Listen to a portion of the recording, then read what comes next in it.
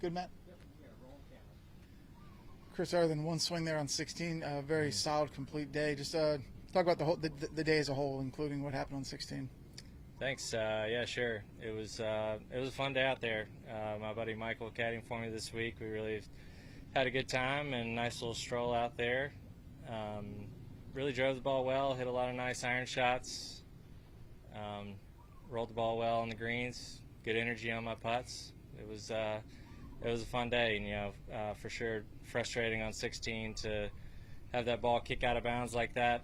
It wasn't exactly where I wanted. I pulled it a little bit left, but definitely not a ball that it should have gone out of bounds. I think it'd take me a while to fly one into the edge of the cart path again, but it's stuff like that happens, and thankfully I was able to have that big finish on 18 to make lunch taste a little better. You're talking about how firm and fast it was kind of playing out there. And a lot of guys have said that, and that's how they kind of remember this and like this place. How does that fit well into your game of how this course is playing? I think it puts a little bit more importance on hitting fairways, and I've been driving the ball well, and probably a little bit more where experience matters. Maybe these greens are the overwhelming majority of these greens are very different than what they were, might say, my rookie year on tour. But just really having a feel for the wind directions and how the ball's running out in the fairway and that type of thing. This is, it's almost like can be harder for me sometimes when it is soft because it's not what I've been used to most of the times that I've been here. What do you like about your game right now coming into 2021? My putting has been, hadn't been great every day, but it's been much improved. I felt like my ball striking has been at a pretty good level for me over the last few years. Obviously having some personal issues not too long ago, but I feel I'm in a great place right now personally, which is nice. So I can just come out and enjoy the challenge of trying to play well.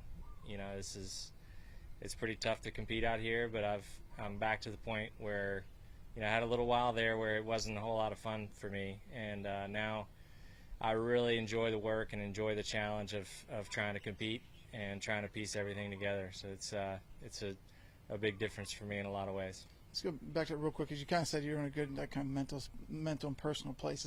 How much does that help when you can come out to the golf course and be in that good place there to be able to go out and just do your work and to play and enjoy what you do? Yeah, it definitely allows me to separate my life as a professional golfer from actual life. It's easy to put a lot of your self-worth into what your score is at the end of the day, and thankfully I'm able to differentiate those two.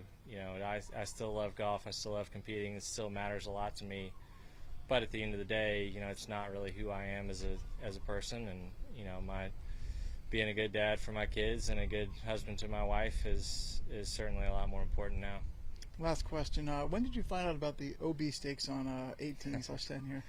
We all got a text message last night, and actually I'm staying in a house with Brendan Todd, Keith Mitchell, Harris English, and Sepp Straka, and so yeah, that was all of our phones kind of went off at the same time around dinner time, and Sepp was definitely like, left of the cart path, that's not very far left, I hit it over there all the time. So yeah, I guess I'm not sure why they decided to do it this year. I think there must have been some guys trying to hit it down 10 in the practice rounds, which there hadn't been a whole lot of that over the last few years. So I don't know what changed and why guys decided to do it now, but it doesn't matter to me. I mean, I'm going to play the hole the same way and try to play exactly like I did today every day, to be honest. Chris, thank you very much. Appreciate it. Sure.